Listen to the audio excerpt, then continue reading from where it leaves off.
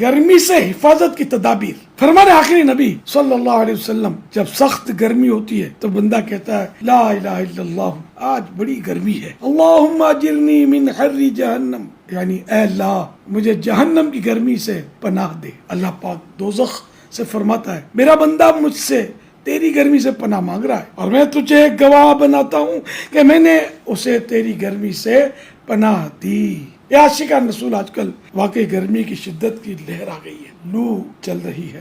یاد رکھیے گرمی کو برا کہنا بری بات ہے, کیونکہ گرمی کا گلہ شکوہ کرنے والا ایک طرح سے گرمی کو پیدا کرنے والے یعنی رب العزت کی شکایت کر رہا ہے. گویا کہہ رہا ہے کہ دیکھو اللہ پاک نے گرمی بڑھا دی ہے, تو یہ مناسب نہیں ہے. ہر موسم اللہ پاک کی طرف سے ہی ہوتا ہے. موسم کی تبدیلیاں بھی رب کریم کی طرف سے ہوتی ہے. کبھی ہوا زور سے چلتی ہے, کبھی رک جاتی ہے, کبھی بارشوں کا زور ہوتا ہے تو کبھی خشک سالی ہوتی ہے.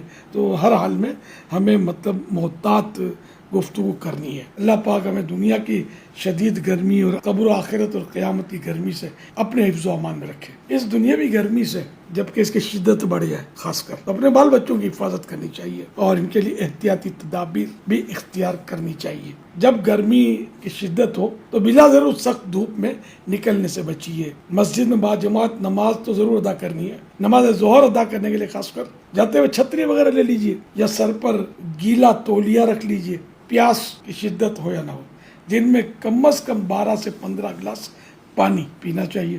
اور یہ بھی اس میں بھی دیکھنا چاہیے کہ اگر کام ایسا کہ پسینے خوب بہ رہے ہیں تو پھر مقدار پانی کی بڑھانی ہوگی. حتی الامکان گھر کے صحت بخش جوسز استعمال کیجیے, مثلا ستو کا شربت, کھیرے کا جوس, ناریل کا پانی, شہد ملا پانی, لیمو پانی اور نمکین چھاچھ وغیرہ. گنے کا رس بھی اچھا ہے, لیکن گنے کا رس گھر میں نہیں نکالا جا سکتا, عام طور پہ یہ بازار سے لینا ہوتا ہے. تو جب بھی گنے کا رس لیں تو یہ ان سے بات کریں کہ بغیر برف کا وہ نکالیں, کسی قسم کے اس میں مٹھاس نہ ڈالیں. تو خالص گنے کا رس یہ کافی مفید ہے, کئی بیماریوں کا اس میں علاج بھی ہے. تو اس طرح کے عمدہ جوسز استعمال کیجئے, اپنے بچوں کو پلائیے. ایسے پھل اور سبزیاں جن کی تاثیر ٹھنڈی ہو, مثلا کدو شریف, توری, لیمو, کھیرا, سلاد, تربوز, فالسا وغیرہ وغیرہ استعمال کیجئے. ممکن ہو دن میں کم از کم 2 مرتبہ اور نہ ایک ہی مرتبہ نہا لیجئے, تو انشاءاللہ اس سے پسینے کی بدبو بھی دور ہوگی, بدن کو بھی ٹھنڈک ملے گی. فاسٹ فوڈ اور گرم تاثیر والی